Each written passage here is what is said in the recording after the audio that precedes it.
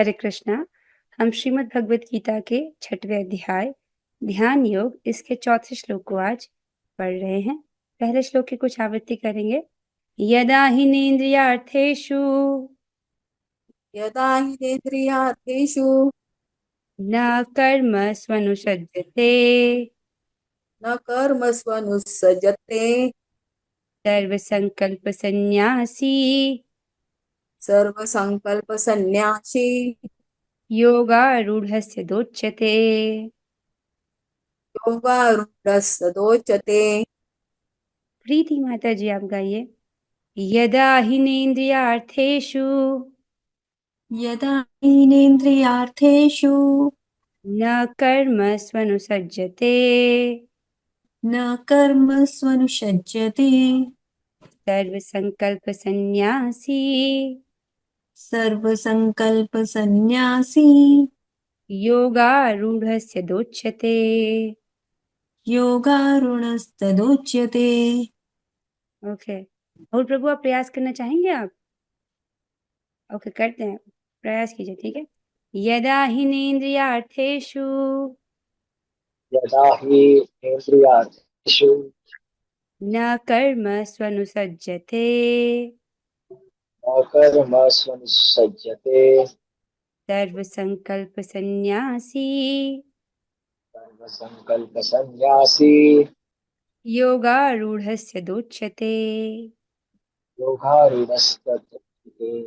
भगवान कहते हैं जब कोई पुरुष समस्त भौतिक इच्छाओं का त्याग करके न तो इंद्रिय तृप्ति के लिए कार्य करता है और न सकाम कर्मों में प्रवृत्त होता है तो वह योगारूढ़ कहलाता है।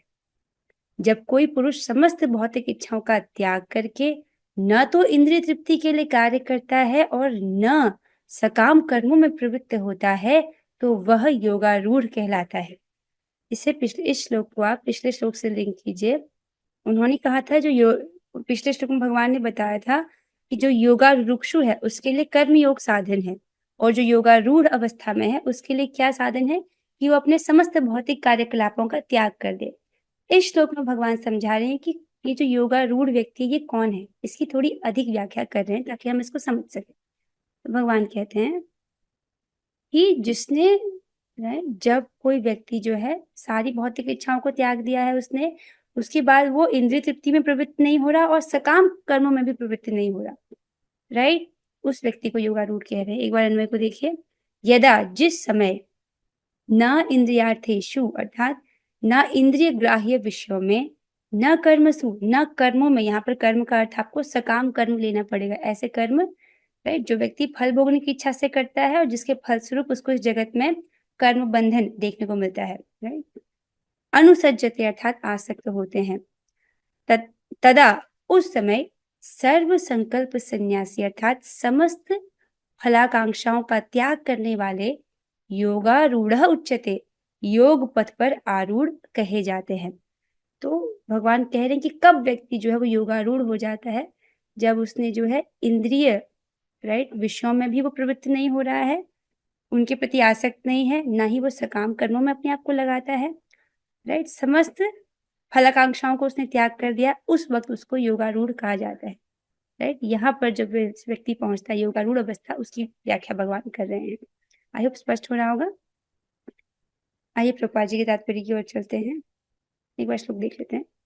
यदा हिनेन्द्रियार्थेषु, यदा अर्थात जब, तो भगवान कोई समय लिमिट फिक्स नहीं कर रहे कि देखो भक्ति इतने समय आपने भजन किया तो इतने समय बाद आप योगारूढ़ हो जाओगे, ऐसा नहीं बोल रहे हैं। जब ऐसी अवस्था आ जाएगी तब समझना कि योगारूढ़ हो गए हैं, राइट। कैसा? यदा हिनेन्द्रियार्थेषु, ना कि वो इंद्रिय तृप्ति में, न कर्म स्वनुसज्जते, अपने आप को सकाम कर्म में भी नहीं लगाता है, राइट। दो चीजों में से उसने अपने आप को बचा लिया, इंद्रिय तृप्ति में भी नहीं जा रहा है वो और कोई सकाम कर्म भी नहीं कर रहा है इस भौतिक जगत में। सर्व संकल्प सन्यासी योगारूढ़ से दोच्यते, और उसने समस्त भौतिक इच्छाओं का त्याग कर लिया, हर प्रकार की भौतिक इच्छा का त्याग कर लिया है। अब भौतिक इच्छा में देखो, सिद्धि की इच्छा भी भौतिक इच्छा है, तो भौतिक इच्छा में ये जैसे आप इसको लीजिए शिक्षाष्टकम के श्लोक से, न धनम न जनम न सुंदरी कवितां वा जगदीश काम, ये न धन की इच्छा, न जन की इच्छा, राइट, न सुंदरी की इच्छा, न इस जगत में पद प्रतिष्ठा की इच्छा, इससे आगे न कोई सिद्धि की इच्छा, उससे आगे न मोक्ष की इच्छा। मोक्ष की इच्छा को भी एक प्रकार से उसको भी स्वार्थ रहित नहीं कहा जाता, मतलब वो भौतिक इच्छा नहीं है लेकिन स्वार्थ रहित नहीं बोला जाता। तो इस प्रकार के सब संकल्प उसने जब त्याग दिए हैं तो उसको योगारूढ़ कहा जाता है। लेकिन इस श्लोक के हिसाब से हमको दोनों को लेना पड़ेगा, राइट। एक दो को समझ रहे हैं आप, मतलब जो मोक्ष की इच्छा कर रहा है वो भी इंक्लूडेड है कि मोक्ष की इच्छा भौतिक नहीं है, ठीक है।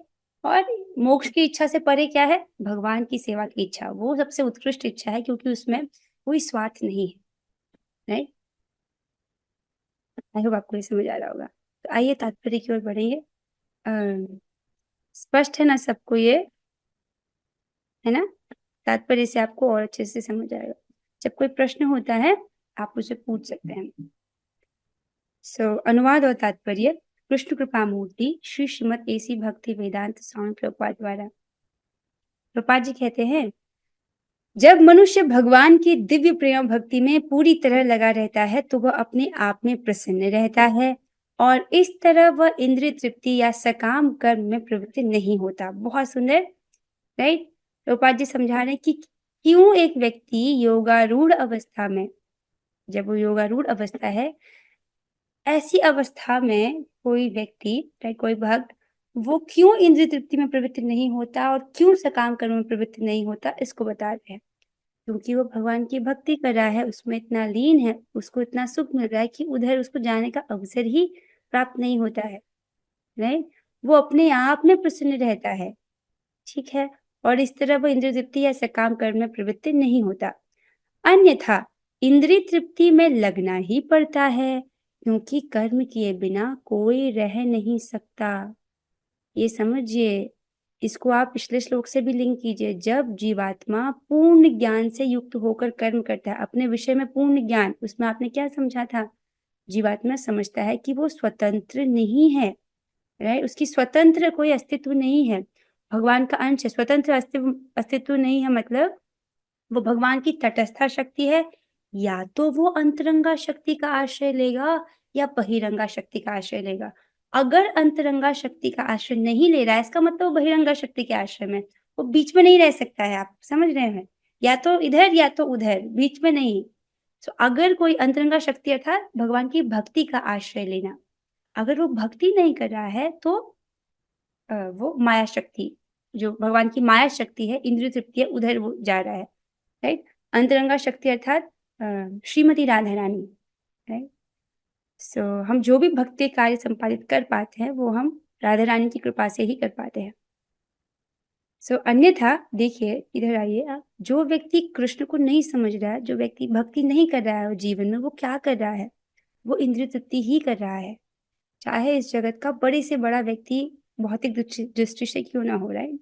भौतिक दृष्टि से कोई व्यक्ति बहुत बड़े पद पर हो सकता है, बहुत बड़ा राजनेता हो सकता है, राइट, बहुत बड़ा व्यक्ति उसको लोग कंसिडर करेंगे, लेकिन शास्त्र की दृष्टि में वो क्या है, जो व्यक्ति भक्ति नहीं कर रहा वो क्या है, एक सामान्य व्यक्ति है। सामान्य व्यक्ति अर्थात जो तीनों गुणों के अधीन है, ये रजोगुण, तमोगुण, रजोगुण और सतोगुण के अधीन है वो व्यक्ति, सामान्य व्यक्ति जिसके ओपिनियन की कोई वैल्यू नहीं है। क्यों? क्योंकि ऐसा व्यक्ति कैसा है, अंधा है, उसे कोई ज्ञान नहीं है अभी, राइट। लेकिन जो भगवान की भक्ति कर रहा है वही अपने समय का सदुपयोग कर रहा है। तो अगर भक्ति नहीं कर रहा है व्यक्ति तो क्या कर रहा है, वो इंद्रिय तृप्ति में उसको लगना ही पड़ता है, क्योंकि भगवान वर्णन कर चुके हैं कि जीवात्मा एक क्षण के लिए भी बिना कर्म के नहीं रह सकता। अगर भक्ति नहीं करे तो सकाम कर्म या इंद्रिय तृप्ति में ही वो अपने आप को लगाता है। आई होप पॉइंट स्पष्ट हो रहा होगा। आगे चलते हैं। बिना कृष्ण भावनामृत के मनुष्य सदैव स्वार्थ में तत्पर रहता है, किंतु कृष्ण भावना भावित व्यक्ति कृष्ण की प्रसन्नता के लिए ही सब कुछ करता है, फलतः वह इंद्रिय तृप्ति से पूरी तरह विरक्त रहता है। बहुत सुंदर बात प्रभुपाद जी बता रहे हैं कि यदि जीवन में कृष्ण भावनामृत नहीं है तो मनुष्य स्वार्थ में तत्पर रहता है, और एक्चुअली मनुष्य अपने स्वार्थ को भी नहीं समझता है। स्वार्थ अर्थात वो अपने आप को शरीर समझता है, शरीर और इंद्रियों को ही तुष्ट करने में ही वो लगा रहता है, उसकी बुद्धि यहीं तक स्थित है। और उसको थोड़ा एक्सटेंड कीजिए, परिवार के लेवल में भी वो स्वार्थ क्या समझ रहा है, जिस प्रकार से वो अपने शरीर को तुष्ट करना चाहता है, वैसे ही वो अपने परिवार के पोषण कहाँ तक सोच पा रहा है, केवल शरीर के पोषण तक ही सोच पा रहा है। समाज की दृष्टि पर भी वो कहाँ तक सोच पाएगा, केवल शरीर के पोषण तक ही, पालन तक ही वो सोच पाएगा, राइट। तो वो केवल स्वार्थ में, इंद्रिय तृप्ति में ही वो लगा रहता है। लेकिन जो व्यक्ति कृष्ण भावना भावित है, वो क्यों कार्य करता है? वो इंद्रिय तृप्ति के लिए कार्य नहीं करता, सकाम कर्म से युक्त होकर कार्य नहीं करता। तो क्यों कार्य करता है? वो कृष्ण की प्रसन्नता के लिए सब कुछ करता है, राइट। और जैसे ही हम भगवान की प्रसन्नता के लिए कार्य करते हैं, जब व्यक्ति भगवान की प्रसन्नता के लिए कार्य करता है, तो वो सकाम कर्म नहीं होता, राइट। वो सब दिव्य कार्यकलाप है, भगवान से संबंधित कुछ भी राइट, जो सेवा है वो दिव्य अवस्था में है। वो सतोगुण में नहीं है, वो रजोगुण में नहीं है, और वो तमोगुण में भी नहीं है। तो फलतः वह इंद्रिय तृप्ति से पूरी तरह विरक्त रहता है। इसको प्रभुपाद जी ने बहुत सुंदर तरीके से स्पष्ट किया। जिसे ऐसी अनुभूति प्राप्त नहीं है, अब यहाँ पर वर्णन किया जा रहा है कि ऐसा व्यक्ति जिसको इस प्रकार की अनुभूति नहीं प्राप्त हो रही है, राइट, कि वो पूरी तरह से इंद्रिय तृप्ति से विरक्त नहीं है, उसको क्या करना चाहिए? उसके लिए प्रभुपाद जी बता रहे हैं कि जिसे ऐसी अनुभूति प्राप्त नहीं है, उसे चाहिए कि भौतिक इच्छाओं से बचे रहने का वह यंत्रवत प्रयास करे, तभी वह योग की सीढ़ी से ऊपर पहुंच सकता है। यंत्रवत समझते हैं, मतलब मशीन की तरह, मशीन की तरह कार्य करना है। मशीन की तरह इन द सेंस, जैसे भगवान इस अध्याय में आगे चल के बताएंगे कि जिस व्यक्ति का मन नियंत्रण में है, उसका मन उसका सबसे बड़ा मित्र है। लेकिन जिस व्यक्ति का मन नियंत्रण में नहीं है, उसका मन उसका सबसे बड़ा शत्रु बना रहेगा। क्यों? क्योंकि मन में कैसी आती है, मन में अनगिनत इच्छाएं लॉन्च होती हैं, राइट। मन अनेक प्रकार की इच्छाएं करता है, भौतिक इच्छा भौतिक इच्छाएं भी हो सकती हैं, आध्यात्मिक इच्छाएं, अनेक प्रकार की, विविध प्रकार की इच्छाएं करता है। तो अब इन इच्छाओं से बचने का यंत्रवत प्रयास करना है, जैसे मशीन की तरह। इनपुट में देखो, क्या ये इच्छा कृष्ण से संबंधित है, राइट? क्या ये इस इच्छा को पूरी करके मैं कृष्ण को प्रसन्न कर रहा हूँ, या मैं अपनी इंद्रियों को तुष्ट कर रहा हूँ, राइट? ये क्वेश्चन मार्क लगाना चाहिए कि मैं क्या, मेरे जैसे मान लो कोई इच्छा पॉप हुई मन में, राइट, तो देखना चाहिए कि क्या, राइट, इससे कृष्ण प्रसन्न होंगे या अप्रसन्न होंगे। कृष्ण प्रसन्न होते हैं तो उसे करना चाहिए, कृष्ण अप्रसन्न होंगे तो नहीं करना चाहिए। इस प्रकार से ना मशीन, जिस प्रकार से मशीन कार्य करती है, वैसे करने का प्रयास करना चाहिए, तभी वह योग की सीढ़ी से ऊपर पहुंच सकता है। तभी जो है इस योग की सीढ़ी में वो व्यक्ति ऊपर पहुंच सकता है। ठीक है, आई होप आपको ये जो श्लोक है वो स्पष्ट हो रहा होगा। सो अब आइए हम प्रश्नोत्तर की तरफ चलेंगे, राइट। अगर आपको कुछ प्रश्न है, किसी को कोई प्रश्न है तो आप पूछ सकते हैं। सो अब यहाँ पर एक प्रश्नोत्तर सेशन है, ठीक है। सो आई होप, लेट्स सी किसको ये याद रहेगा। ओके, सो यहाँ पर प्रश्न है, रिक्त स्थानों की पूर्ति कीजिए। तो यहाँ पर 3 प्रश्न है, 1, 2 और 3, ठीक है। सो जिन भक्तों को ये उत्तर पता है वो बता सकते हैं। यहाँ पे कुछ टर्म्स आपको बताने की क्या चीजें थी। ओके, सो इसको ओपन बुक रखते हैं, आप बुक से भी आप रेफर कर सकते हो, राइट। Open book test. जो भक्त बोलना चाहते हैं अपना हाथ खड़ा कर सकते हैं। सो पहले प्रश्न की ओर बढ़ेंगे हम। पहला प्रश्न ये है कि ये इस सीढ़ी का ये वाला चीज, जब जब जीव की अधम अवस्था है, राइट, और वो योग में चलना आरंभ करता है, तो ये इस योग की सीढ़ी का जो प्रारंभिक भाग है उसको क्या कहा गया है? जो प्रारंभिक भाग है, कौन बताएंगे? महाकवि जयदेव दास प्रभु जी, आप बताइए। योग रुक्ष अवस्था। योगा रुरुक्षु अवस्था, राइट। फिर से बोले प्रभु जी। योगा रुक्ष अवस्था। हाँ, सभी भक्त बोलेंगे, क्या है इस अवस्था का नाम? योगा रुरुक्षु अवस्था। रुक्ष अवस्था। बहुत सुंदर, ओके, ठीक है। अब हम अगले प्रश्न की ओर बढ़ते हैं। कौन बताएंगे इसको? जब हम इस योग की सीढ़ी के अंतिम भाग में पहुंचते हैं, इस अवस्था को क्या बोला जाता है? हिंट ये है कि आज के श्लोक में भगवान ने इसी अवस्था का वर्णन किया है। ओके, संतोष प्रभु जी बताना चाहते हैं। अरे वाह, बताइए प्रभु जी। हरे कृष्णा महाराज जी, इस अवस्था को योगारूढ़ अवस्था कहते हैं। यस, इस अवस्था को योगारूढ़ अवस्था कहते हैं। बहुत सुंदर, सभी भक्त बोलेंगे योगारूढ़ अवस्था। मूढ़ ठीक है, अवस्था। यस। अब हम तीसरे प्रश्न की ओर बढ़ते हैं। सो योग, योग है क्या? योग वास्तव में क्या है? इसकी एक डेफिनेशन हमने सीखी थी। ये थोड़ा टफ क्वेश्चन हो गया क्या? राइट, आपको जो भी समझ आता है आप प्रयास कीजिएगा। कौन भक्त बोलेंगे इसको? आप हाथ खड़ा कर सकते हैं जो बोलना चाहते हैं। योग क्या है? ओके, महाकवि जयदेव दास प्रभु जी बोलना चाहते हैं। बताइए प्रभु जी। परमेश्वर से युक्त होने की विधि को योग कहते हैं। बहुत सुंदर, परमेश्वर से युक्त होने की विधि को योग कहते हैं। बहुत सुंदर तरीके से आपने बताया। सो ये याद रहना चाहिए योग क्या होता है। देखो आप लोग कृष्ण भावनामृत के प्रचारक है कि नहीं? मान लीजिए आप अपने पूरे जीवन काल में एक व्यक्ति को भी बता पाए तो भी तो आप प्रचारक हुए कि नहीं। और अगर आपने एक व्यक्ति को भी प्रचार किया तब आप भगवान के सबसे प्रिय सेवक हो जाएंगे, क्योंकि भगवान कहते हैं जो मेरे इस दिव्य ज्ञान को मेरे भक्तों को बताता है, उससे अधिक प्रिय सेवक ना तो मुझे कोई था ना कभी होगा। आप एक भक्त को भी बताते हो तो भी तो आप उनके शब्दों में, उनके क्लॉज में फिट हो गए कि नहीं? राइट।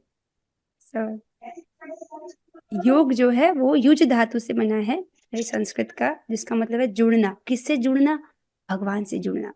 राइट, भगवान से युक्त होने की विधि, परमेश्वर से युक्त होने की विधि को योग कहते हैं। बहुत सुंदर। अब हम चलेंगे, क्या है? ओ yes, this last thing, last चीज अब बोलना चाहेंगे। जब हम भक्ति संपादित कर रहे हैं, राइट, इस योग की सीढ़ी में प्रभुपाद जी समझाते हैं कि इसका अंतिम भाग भक्ति योग है। राइट, और भक्ति योग में आगे बढ़ने के लिए डूज और डोंट्स का ध्यान रखना पड़ता है। अभी हम लोग प्रेमा भक्ति के स्तर पर नहीं है, हम साधन भक्ति कर रहे हैं। अर्थात साधन भक्ति मीन्स जिसमें व्यक्ति कुछ नियम लेता है, नियम पूर्वक भजन करता है वो। राइट, जैसा गुरु का आदेश है, उनके आदेश के अनुसार जो नियम बताए गए हैं उसको पालन करता है वो हर दिन। जैसे कक्षा में उपस्थित जो हर भक्त है, राइट, हम यहाँ पर कम से कम 3 कमिटमेंट्स हम सबके हैं। राइट, क्या है वो? कि मैं प्रतिदिन कम से कम 16 माला का जप करूंगा या करूंगी। राइट, और दूसरा क्या है? मैं केवल प्रसाद ही खाऊंगी या खाऊंगा। और तीसरा क्या है? कि मैं नियमित रूप से श्रीमद् भगवद गीता या श्रीमद् भागवत का श्रवण करूंगा। इस प्रकार से 3 नियम हम सबने लिए हैं। जो नए भक्त हैं उनको ये बताया जा रहा है कि अगर आपने ऐसा नहीं लिया है तो कुछ कमिटमेंट्स हमको देने होते हैं कृष्ण को। राइट, तो वैसे ये 3 मूल हैं कृष्ण भावनामृत की। ये 3 चीजें मूल हैं, इसमें बहुत इंपॉर्टेंट है इनमें से 3। सो आप जो कमिटमेंट्स रोज ले सकते हैं आप उनको लिखिए। राइट, जो वैसे तो जो नए भक्त हैं यहाँ पर वो तो 16 माला करते ही हैं, तो ये 3 चीजें जो है उनको करना चाहिए। तो डूज और डोंट्स, और डोंट्स में क्या रखना चाहिए? वो जो 6 चीजें जो भक्ति के विरुद्ध है उनका ध्यान रखना चाहिए। अत्याहार, अत्याहार नहीं करना चाहिए। प्रयास, अर्थात जो भौतिक जगत में बहुत अधिक प्रयास करने को मना किया गया है। राइट, आप जितना भी कर लेंगे ये सब कुछ टेम्पररी है। प्रभुपाद जी ने मैक्सिमम 8 घंटे दिए हैं। 8 घंटे आप दे सकते हैं भौतिक जगत के लिए। राइट, उतना धन अर्जित करने के लिए जितना शरीर निर्वहन के लिए आवश्यक है, उससे अधिक प्रभुपाद जी अलाउ नहीं करते। अत्याहार, प्रयास, प्रजल्प नहीं करना चाहिए, फालतू नहीं बोलना चाहिए। वाणी का ये दुरुपयोग है कि हम फालतू बोल रहे हैं। कोई भी शब्द अगर हम कृष्ण से इतर बोल रहे हैं तो वो क्या है? दुरुपयोग है वाणी का। अत्याहार, प्रयास, प्रजल्प, नियमाग्रह, मतलब नियम को बिल्कुल ही नहीं पालन करना या बस नाम के लिए पालन करना, ऐसा भी नहीं करना है। ठीक है, और अभक्तों का संग करना, ये भी बहुत खतरनाक बोला गया भक्ति के लिए। ठीक है, और क्या है? अत्याहार, प्रयासश्च, प्रजल्पो, नियमाग्रह, जनसंगश्च, लौल्यम च, और इस भौतिक जगत की नश्वर चीजों के लिए बहुत अधिक लालायित रहना, ये भी भक्ति के विरुद्ध है। इन 6 चीजों से हमको ध्यान रखना चाहिए। हरे कृष्णा हरे कृष्णा कृष्णा कृष्णा हरे हरे, हरे राम हरे राम, राम राम हरे हरे, हरे कृष्णा हरे कृष्णा कृष्णा कृष्णा हरे हरे, हरे राम राम राम हरे हरे। आप सभी भक्तों के हरे सहयोग कृष्णा। के लिए बहुत बहुत धन्यवाद। देखिए, कोई भी यज्ञ होता है उसको करने वाला, उसकी प्रेरणा देने वाला और उसमें सहयोग देने वाला, राइट, उन सबको बराबर फल मिलता है। तो ये यज्ञ हो रहा है, गीता का यज्ञ, क्या ये श्रोतागणों के बिना हो सकता है? नहीं हो सकता। तो आपका भी पूरा पूरा इस पे सहयोग है इस यज्ञ में। तो आप सभी के सहयोग के लिए बहुत बहुत धन्यवाद। हरे कृष्णा। हरे कृष्णा।